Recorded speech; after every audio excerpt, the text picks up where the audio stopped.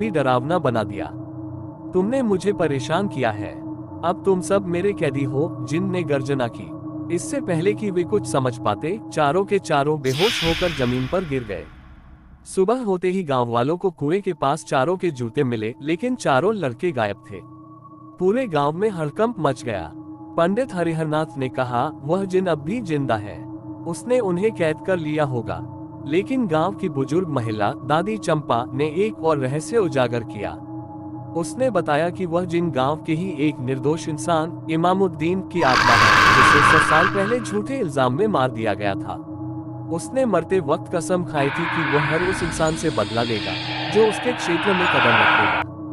पंडित हरिहरनाथ ने कहा, अगर हमें उन लड़कों को बचाना है तो हमें जिन को शांत करना होगा। उन्होंने गांव के कुछ साहसी युवाओं को बुलाया और एक योजना बनाई। वे सब मिलकर रात को जिन के कुएं पर गए।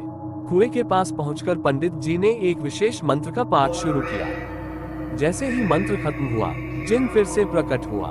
उसकी गूंजती आवाज ने कहा, क्यों मुझे बार बार परेशान करते हो?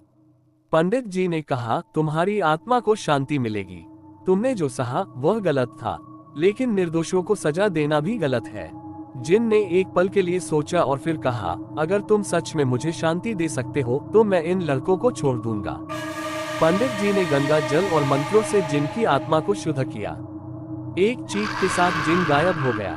रघु और उसके दोस्त बेहोश हालत में कुएं के पास मिले। जब वे होश में आए तो उन्होंने कभी किसी के खिलाफ गलत करने की कसम खाई। गांव वालों ने मिलकर उस कुएं को हमेशा के लिए बंद कर दिया।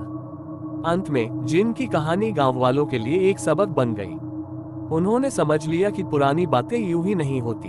हर रहस्य के पीछे एक सच्चाई छिपी होती